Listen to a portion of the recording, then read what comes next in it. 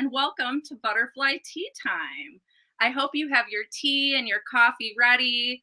Today we're going to be diving in with Marisa Lee, also known as Lupus Chick throughout social media and author of Chronically Fabulous. Today you're actually going to have an opportunity to win her book, which you really don't want to miss out on. I read this book. It's an amazing book. So make sure that you're signing in up above so that we can see who you are. We can read your questions and your comments, and you'll be entered in the raffle to win this fabulous book. But first, before we bring her on, let's say hello to my beautiful co-host coming to us from Florida, Shantae. Hello, Hi, everyone. Hey, Fee. How are How are you? I am wonderful. I'm excited about today's show. I'm excited to dive in with Marisa. Let's go. I'm really excited to highlight her, you guys. Not only did she do an amazing butterfly tree this year to represent us and her nonprofit, but writing a book, supporting other warriors, and sharing her story. We didn't want you to miss out on this today or the chance to win one of her books. So we're going to be diving in. Let's welcome Marisa. Hi, Marisa. Hey, Marisa. Hi, lady. Thanks for having me. Of course. Thank you so much for joining us today, Marisa. We really wanted to highlight all the works that you're doing in the lupus community, not only as a warrior, as a national speaker, as an author, and an advocate. We just want to highlight you this week. Yes, ma'am. Thank you. Well, I appreciate it, and you picked a special week, so thank you. Yes, happy birthday. Happy birthday, Marisa. Happy birthday. Living with lupus for decades now. Every year is a blessing. Every year is a blessing with lupus. Absolutely. So Marisa, a lot of people follow you on social media, but I'm not sure that everyone knows your story or how you were diagnosed, as you have so many followers. Can you kind of walk us through that? How old were you when you found out you had lupus? So I found out actually when I was 23, but when I go back, like I had very clear symptoms since I was 8, and I was constantly in the hospital in the doctor's office. But I think it just being so early in the 80s, no one ever mentioned lupus. No one was testing for it.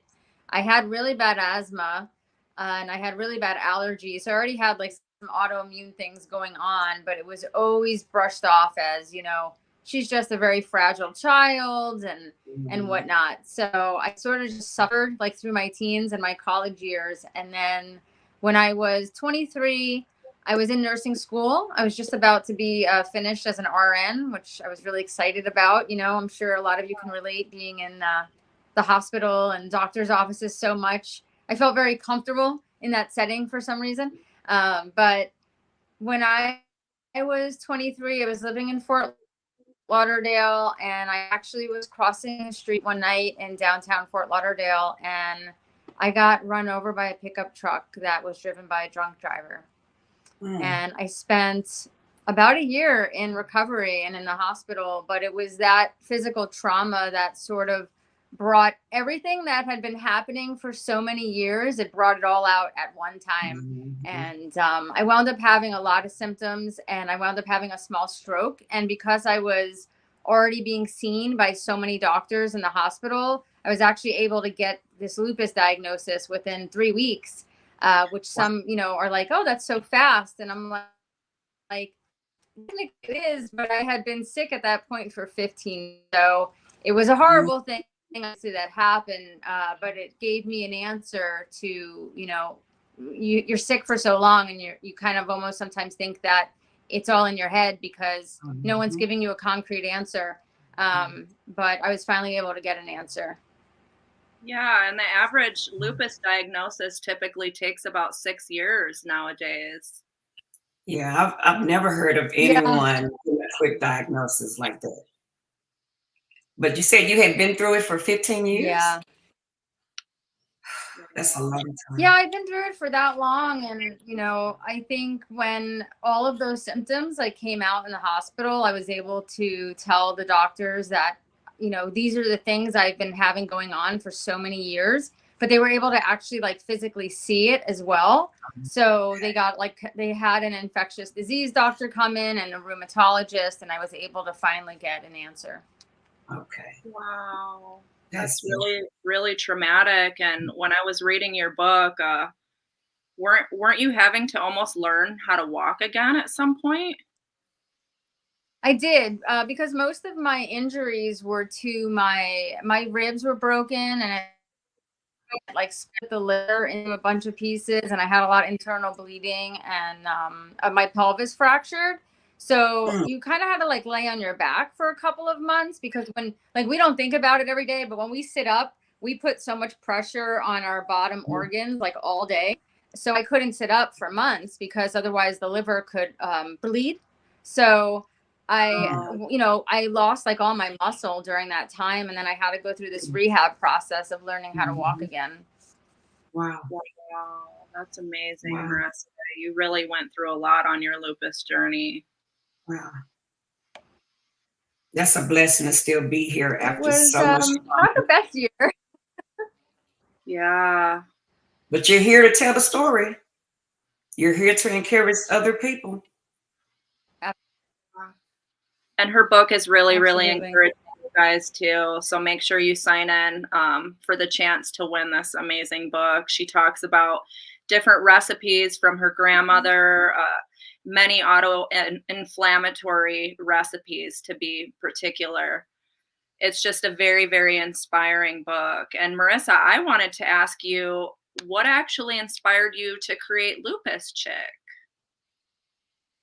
Yeah. So gosh, Lupus Chick is now 15 years old. And I just Wow. remember like being 30 years old, and I was just sort of getting a handle on lupus, because mine was out of control for so many years. And I lived in this massive city, Fort Lauderdale, millions of people, and I only knew one person with lupus, and I felt really lonely. And also I was like dating and everything, and I just felt like, some of the first things that people would ask me is it contagious? Can I kiss you? And like I just Mhm, sort of felt so just like Isolated. blacklisted. mhm. So Yep. blogs were getting like really popular, and I wound up becoming a journalist, and I was like, you know what, let me do a blog. And I thought about it like in my time, we used to have like actual postal mail pen pals. And I sort of thought of it as like this place for people to connect all over the world, but online. And it just grew, because back then there wasn't a lot. Like we didn't have what we have today. There's so much. Mhm. But it just grew and grew into something that I never expected, and I just kind of just went along for the ride to see, where Oh, God would take it. yes. Wow, I had no idea that that's how you came up with the whole lupus chick all over social media. I didn't know that it started from being a journalist back when we didn't maybe have social media and a way to reach Mhm. different people. That's amazing. It Yeah, I is. mean, we had the blog, and then we had Facebook, and that was it. And then once the other ones started coming in, um, I think it was a good place to start, because it was so needed. Like there was, I remember going to the library, and there was like one book on lupus. If I go back like 23 years ago. So Yep. I feel like people that are diagnosed today have so much more information at their fingertips. But when I started Lupus Chick, there really wasn't a lot. Absolutely. We have come a long way as far as social media goes, being able to connect people throughout the globe and they can get information now. But you were such an amazing resource for people to Mhm. actually have someone to read all this information that you had experienced when it is a very isolated condition and sometimes. And I think the Yeah, fact that absolutely. you connected your trauma to the lupus is where a lot of people can relate to you. So I think a lot of people, especially myself, I can relate to you in that way. A lot of people didn't find out about their lupus until after said trauma happened, after childbirth Right. or some other, way like you did. But once they do, that's when life changes for everybody and they need to have somewhere to go to get that information. And the fact that you were able to create something so unique and that stands out and that's a brand and all itself is beautiful. It is beautiful, and I know you've helped Thank so you. many different newly diagnosed people Mhm. that didn't have the information at the time to have someone so influential, really spearheading the lupus community to get this information and to share your story and to provide resources. So Thank speaking you, of Katie. Yeah, I resources, remember, oh, go ahead. go ahead, finish. Oh, I was just going to say, sorry. Well, first of all, I'm in the mountains at the moment, so there's probably a little delay on my microphone. But I remember about a year ago, I was talking a lot about trauma, and I did a poll on Instagram and I asked people if they remember one specific thing that happened before their lupus symptoms really came out or they got Mm. diagnosed. And I had hundreds of responses, and some of Wow. those common that I was seeing over and over again were physical violence, Mm. sexual assault, Mm. pregnancy, and physical illness. So it was things that really traumatized, their body physically and also their emotional state. And it was just interesting how many of us had very similar traumas, but I think it's only really been in the last few years that the medical world is really linking these things to Mhm. illnesses. Yeah, yeah. Right, because we do have such a lack of research, and it's definitely gotten better. But if some of you don't know, lupus is actually an overactive immune system. So that would kind of make sense if your body's fighting something that it maybe would remain overactive. So it's definitely an interesting thought. Mm. There are so many theories about it because we need more research. And more So it's surveys like the absolutely. one that you did, Marissa.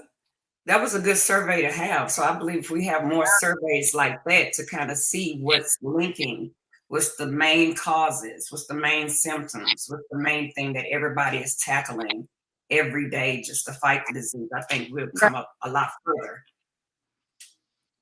Yeah, and I've heard everything from Definitely. like genetically, there's been Mhm. multi people in the family to trauma to we even had a guest on the show that felt it was linked to different conditions that she had faced in the military. So it's Mm. a continued Mm. study and we don't have enough research. So doing polls like that is really Mhm. insightful. Mhm. I agree. May I ask a question? I'm So sorry, I'm are looking at your chat here. Yeah, we're yeah, sharing comments. You're getting a lot of comments. yeah, people are loving the show. We're giving them a lot of good information. I have a question to ask you though. Aw.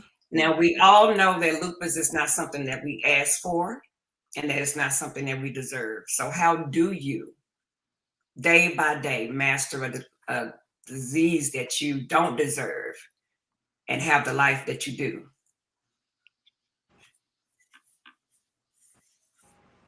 So I love the question, and it's definitely, I would say, multi-tiered, because in those first few years of having lupus and it being so erratic and not being able to get it under control, I had no idea what I was doing. My life was not my own. Like, my life Mm, was literally illness 24 hours a day. It was being in the hospital, and I'd had a couple of strokes when I was diagnosed. So there was a point where I was like in a wheelchair and I couldn't feed myself. And I had a nurse come to my house and going to nursing school, but then having to have someone come and take care of you in your 20s was, you know, um, you almost feel ashamed and you're almost embarrassed, right? And I didn't really want to talk to my friends that were that age because none of them were experiencing this and they couldn't understand it. But as I've grown and I've learned like what lupus is for me, like what it affects, and like through years of journaling and what things do I do that make it feel better, what things do I do that make it worse, and really working with a lot of like alternative therapies and honestly, a lot of prayer and just a lot of faith of, God, if this is what is in my life, Mm, and no matter what I've done, like I have not been able to get rid of it. I've yeah. been able to get better and heal on some level, but it's still there. Um, Yeah. what is the path for me to still do Mhm, all of the things that I want to do, and to mhm. whatever it is that you have for me that I'm supposed to be doing Yeah. here, like make that known, but also help me find that path to getting it done, like to getting it Yeah. fulfilled. Yeah. So I feel like I kind of search for that every single day, and I have a very strong faith. I feel like God is pretty clear with me about the things that, you know, I need to do. And so it's sort of using something that was life changing, but using it in a way to actually help people. So my whole Mhm. goal of going to nursing school is because I love to help people. But now I feel like God's like, you do that. It's just in a Uh-huh. very different way than you originally imagined. Yeah. There you go. Absolutely. That There is you so go. true. And what a Man, great answer to receive, that because that's our beautiful, Marissa.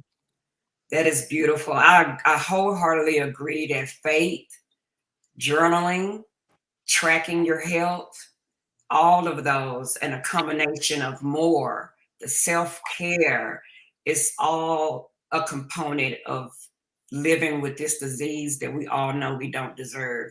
We can try as hard as we can to pray it away, but the times when we feel the pain in the prayers, we still need the faith to know that it's for a reason and that we're not going through it for nothing.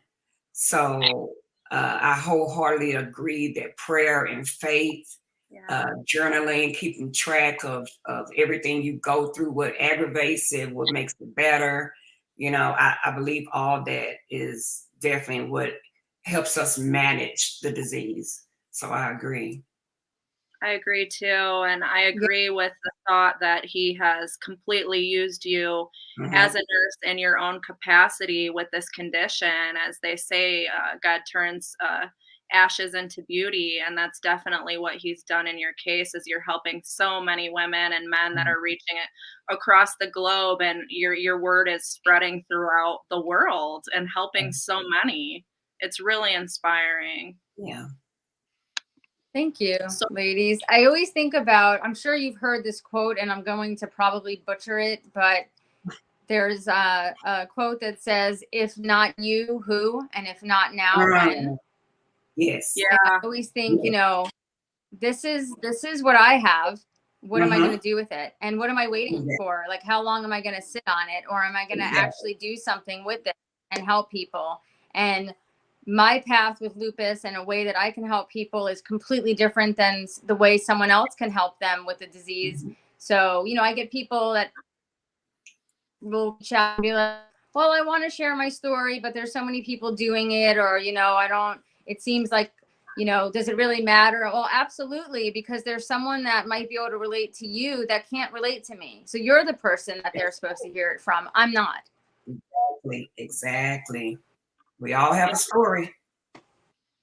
And it is such a fingerprint condition, and it's so different from case to case what your triggers are, what what different internal organs are affected, Mhm. and what your reactions are, and what make you flare, whether it's the sun or certain foods. And food journaling is so important to find that. It is. So, what encouragement would you offer others that are newly diagnosed and just kind of barely reaching out and trying to find their way through this condition? I have a couple of tips. I talk about a lot of them in Chronically Fabulous, but I think the biggest things for me, especially in the beginning, was journaling. And I'm talking like I would just grab like a dollar store notebook, and every day I would write down, how much I'm sleeping, how much I'm napping. Was it an emotional day? Was I crying? Crying is a huge trigger for me. It triggers a flare up almost every time. Um, the Interesting. sun, Mm. what was I eating? What was I drinking? Did I try any new vitamins? I tracked everything. And some of the biggest things I found for me at time living in Florida was the sun and the heat were my biggest triggers. And also right before I would get my menstrual cycle, I would get a flare up almost every month, and Mm. these are things that doctors couldn't never explain to me, like, oh, Yeah. watch those 3 or 4 days before your period. So these are things I only looked, through notebooks for years and saw these patterns. I saw that every time I cried, I wasn't a big crier, but when I would have a fever within, 12 to 24 hours, and I would get sores in my nose and I would get the rash on my face. So I only found out those things through journaling. And then Mhm. also, because lupus is an overactive immune system, it's very similar to Very simple. allergies in a way where you have this like inappropriate response to something. And I found out through a lot of research that a lot of people with lupus tend to have allergies. So I think working with a allergist or an ENT and figuring out what you need to stay away from will just help as Yeah. terms of like helping your immune system. Because here's the thing, you can look online and find 100 diet, or food ideas about lupus, and some of them might be the healthiest foods we have available to us. But if you're Right. allergic to it, or you have a food allergy or even a sensitivity to it, even though Yeah. it's healthy, you're actually making Mhm. it worse every single um so I think things like that, implementing them early, and also and this was a big one for me, and it still will trip me up every now and then, but learning how to say no to people and not pushing yourself because you are Mhm. under this pressure of being the old you and what people expect from you. You Mm. will notice, you will do this over and over again, and you will physically pay for it every single Mhm. time. But you will Yeah. hit a point when you say, I'm not doing that to myself anymore. And if they don't understand that, that's okay. Eventually, they will either understand, or they will not be a part of your life. Mhm. Absolutely. And that means that they weren't meant to. That's Agreed. beautiful. Absolutely. I think And also we mess up by comparing ourselves to other people who have yeah. lupus. So not just other people in general who don't have lupus, but other people who have lupus and can do the things that we can't, or can go to work and we can't, who can go to an Yeah. amusement park and be okay the next day, who can hike and we can't, who can dance, who can have fun and enjoy life, and others are stuck in their bed. Sometimes we get to those places where we really need help just loving on us, being okay with who we are, Yes. not trying to expect so much from ourselves that we let ourselves down, and Yeah. we call it a flare. So And I Yeah. it's not always easy to say no to your friends, and you do yeah. have a sense of feeling like you're disappointing them. Mhm. So, like, on the times that you're saying no, and you're realizing you do need that self-care and you do need boundaries, and if people don't understand you, then c'est la vie. What Mhm. is your favorite form of self-care, and how do you practice self-love daily? So I love anything that's creative. I think for me, it's I love to read. Obviously, I love to write, and I love music. So I do a lot of music and art therapy. Like, I need that time. I need that creative way to just kind of express things, since I can't really cry or show a lot of Mhm. emotion or my body goes crazy. Yeah. So, and I love to cook. Like, those to me are things that are very relaxing. But sometimes self care to me is just taking a bath or taking a really long nap, because I know that that's what my body is craving.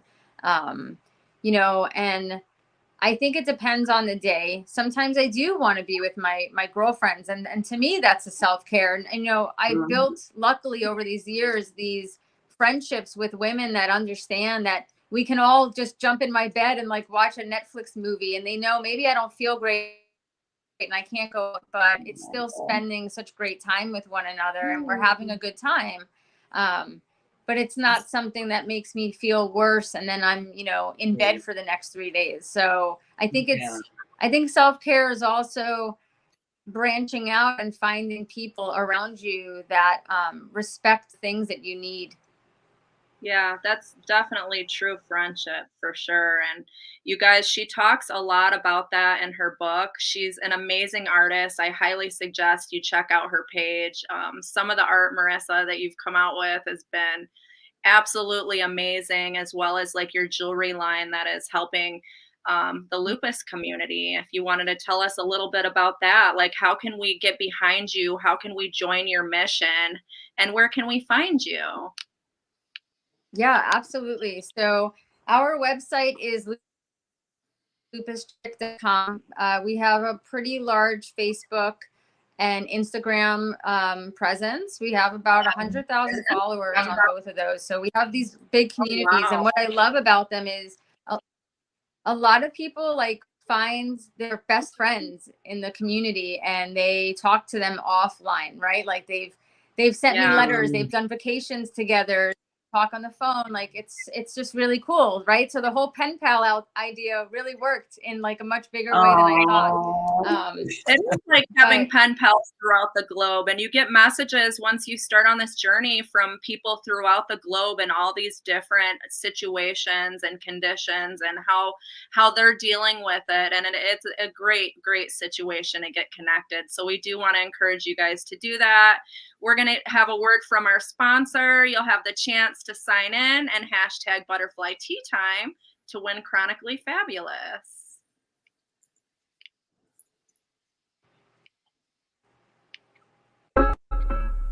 Hey, me gusta esta. Pretty baby, pretty baby.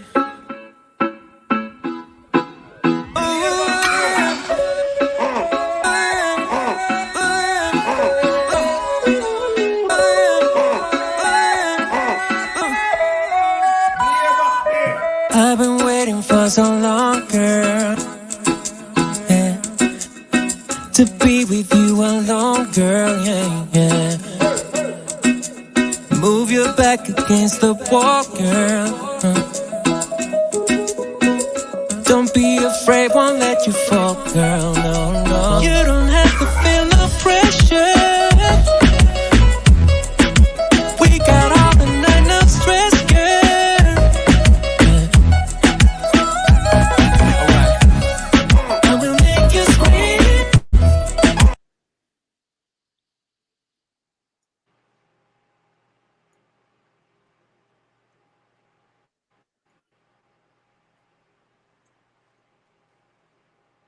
Okay, I can't wait to see who wins. Well, we won't be able to see who wins because nobody signed in. We did have one question from Christy Martin. Maybe you can answer that question. And since she's the only one who has entered in, then who's left She's us? the winner. Okay. Okay, let's see what her question is. Yeah. Marissa, she says, "This is Christy Martin. We've chatted, Marissa Lee.